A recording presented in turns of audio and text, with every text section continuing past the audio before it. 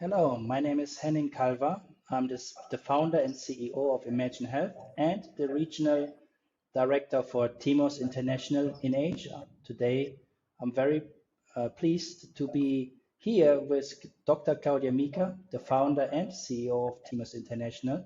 And the reason we're speaking today is June is the International Awareness Month for Fertility. So the topic of today is fertility and ways to find a good fertility provider. Welcome to our call today, Claudia.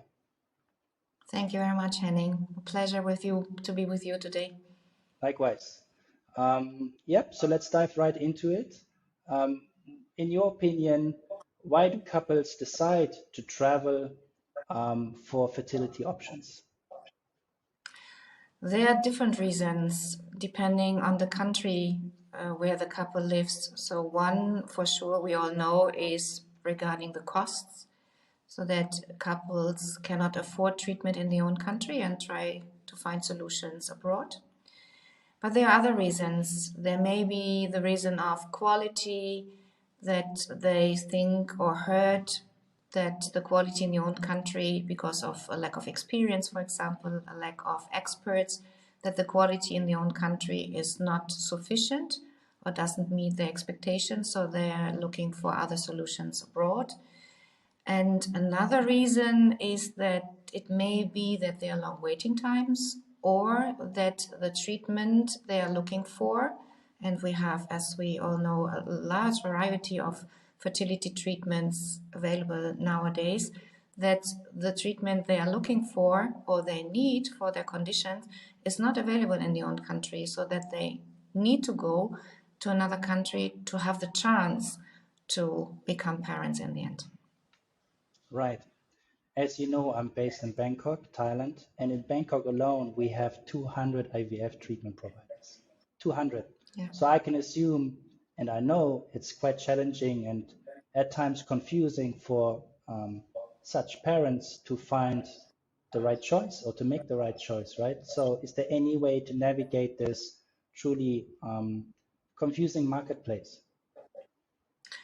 Yeah, that's a very good and important question. Definitely, it's a challenge nowadays because many clinics do advertisements which may not be ethical.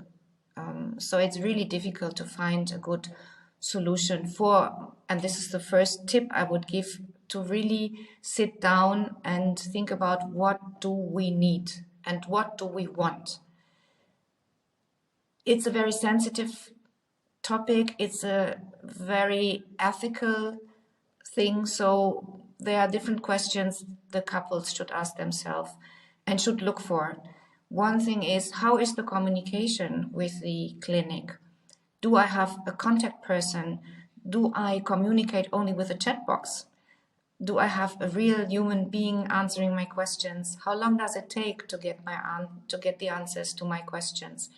How is the information provision via social media? Is there a website? How is the website structured? What is the information provided? Are the experts displayed with the CVs? Do I know who is behind the clinic? How are the success rates? And this is a very tricky point, which I may get back in a minute just to go to this topic again. Communication is crucial. Expertise is crucial. Does the laboratory have high qualified embryologists? Because in reproductive care treatments, there is also the laboratory has a very important role. But back to the success rates. Many clinics nowadays, because they know that they should publish the success rates, publish success rates. But it's very difficult to find out if this is based on the pregnancy rate from the laboratory. Is this because considering the frozen embryos, fresh embryos, cycles, age? So this is difficult for couples to find out and to understand, and this should be explained them by the clinic exactly our success rates mean this and that. Our benchmark is this and that. We compare ourselves to ESTRA, for example. This is the European association. Then we have also the American association. So, and then if this is all answered and the couple feels good with the answer and also with the treatment plan, with the cost, with the quality, then they should be comfortable and then they can decide or should decide for something like this. So quality is a very crucial point here from the embryo or from the treatment itself, and should be considered. And of course, then accreditation can help. And there will be a label published on the website, the certificate, and this can help couples also to decide where to go. Well, excellent. Well, you just mentioned the, the accreditation. So please explain to our viewers a little bit about Temos International Accreditation, what it stands for, what its vision is, and how it could potentially help IVF shoppers in that sense to find the right and trusted provider. Yeah, Temos International is an international accreditation body. We have tailored accreditation programs for different healthcare organizations, so for hospitals and clinics. And one of the programs we offer is accreditation for reproductive care clinics. And we have up to 500 standards for the reproductive care programs. And we check really from up to down, from left to right, a fertility clinic and the services, including, and this is really unique in fertility accreditation, that we include the laboratory, the art, as we call art laboratory, we include this into our accreditation program. So we not only check the clinic or the laboratory, because both parts are available for certification or accreditation. We included both. And one important thing also is that we always have an embryologist with us during the assessment process. So we check the quality, we check everything, documentation, processes, the infection control, hygiene, the communication, everything around patient experience is checked.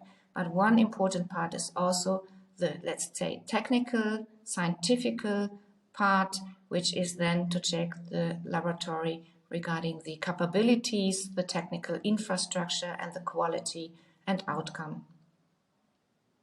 Well, excellent. So I think that takes away much of the guesswork of such international travelers considering to go abroad. One could look out for that that seal of approval, so to speak, and be rest assured that at least, you know, all these topics you just mentioned, they are covered and frequently reviewed. And then maybe it's just a matter of, do I connect with the physician? Do I have a nice, do I have a nice communication with the customer service, as you mentioned? Excellent. That's a very excellent initiative. So I see these benefits from a buyer's point of view, and then from a provider's point of view.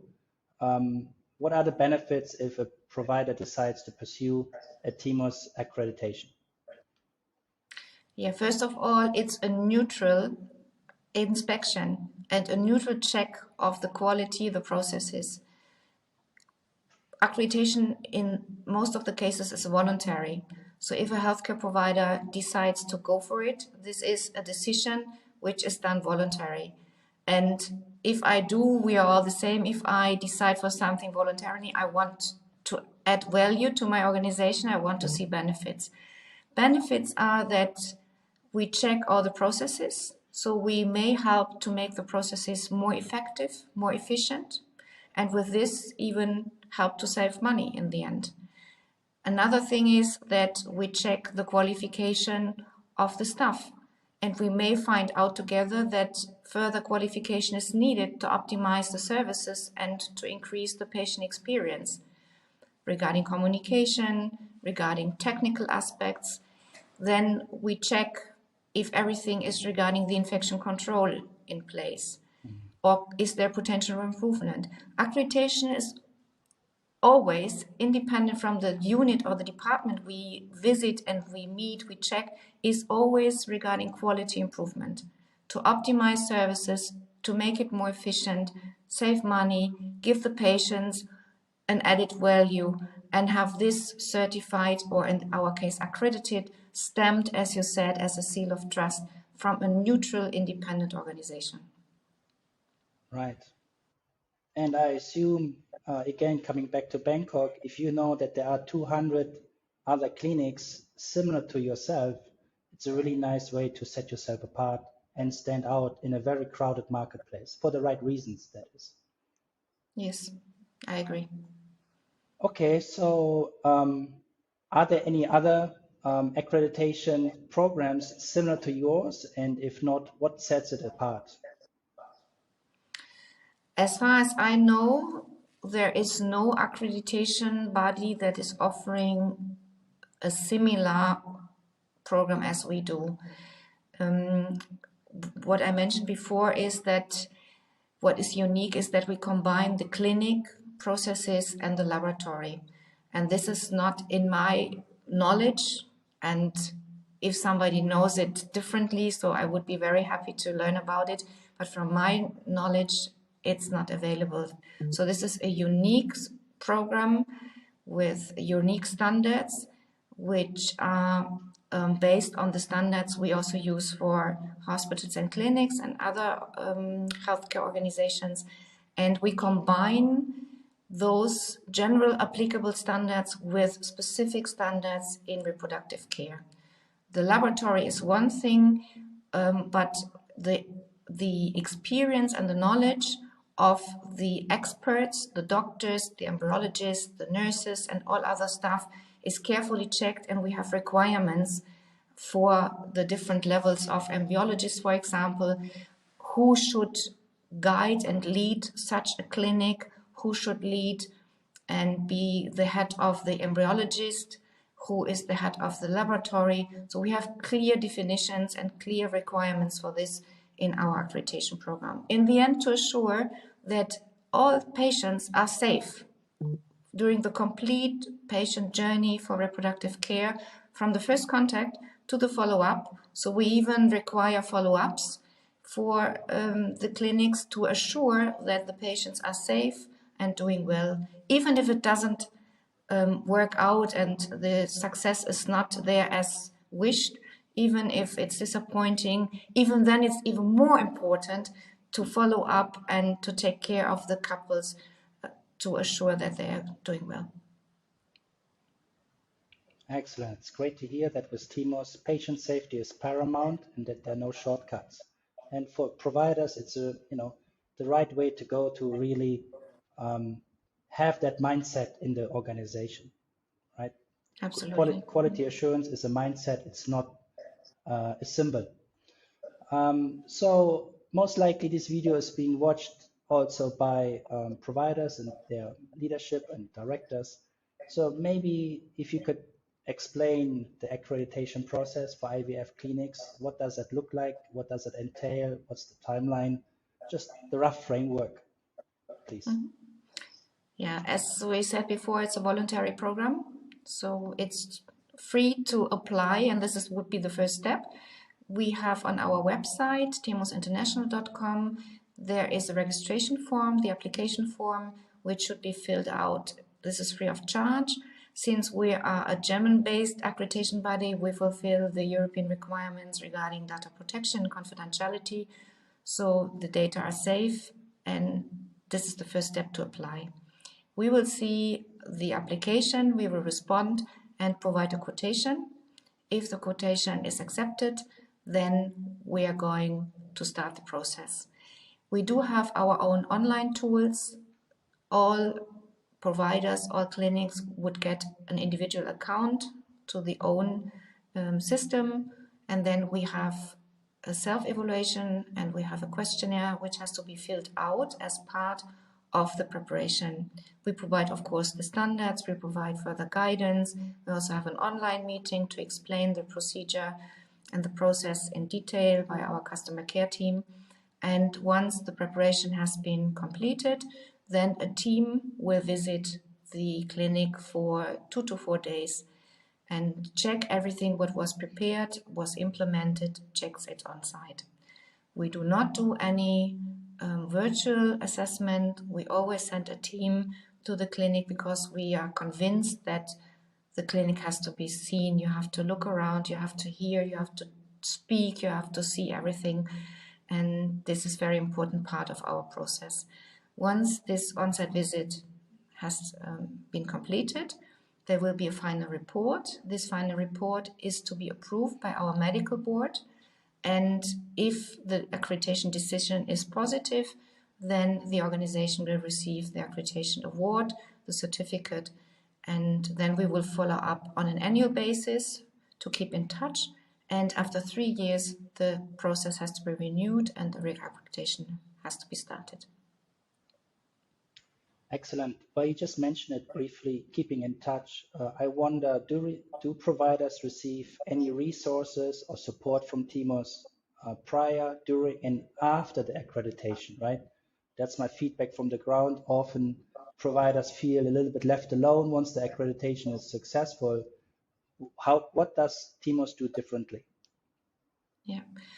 So what we do, for us, it's very important to accompany the organization during the complete preparation. So as part of our, so to say, package for the accreditation fee, we are available via email, via phone, via online meetings to guide. So whenever there are questions, they can just put them in an email and we will respond within 48 hours. We will consult our assessors to get their expertise and their answers to this. We are available for education and training if this is wished, because we know, and this is why we do all this, that accreditation language, although it's English to English, but the accreditation language uses a specific vocabulary.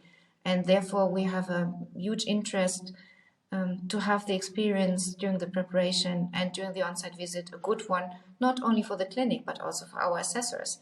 So they are also frustrated if they see in the end that the preparation was not done properly, and it's frustration and disappointment on both sides. So we try to avoid this by being at the site of the clinic, by support, training, education, and answering questions.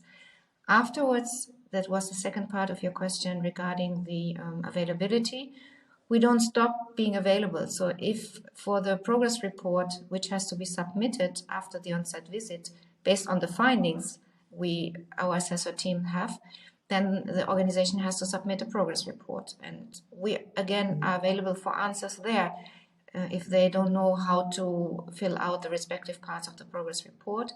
On an annual basis, we send an online questionnaire and ask for an update of data regarding infection control, success rate, outcome, and others. And again, if there is anything to be shared, we are available. We have a customer care team who will be the individual contact person for the clinic, and therefore we are always available and the contact details are known to the clinic.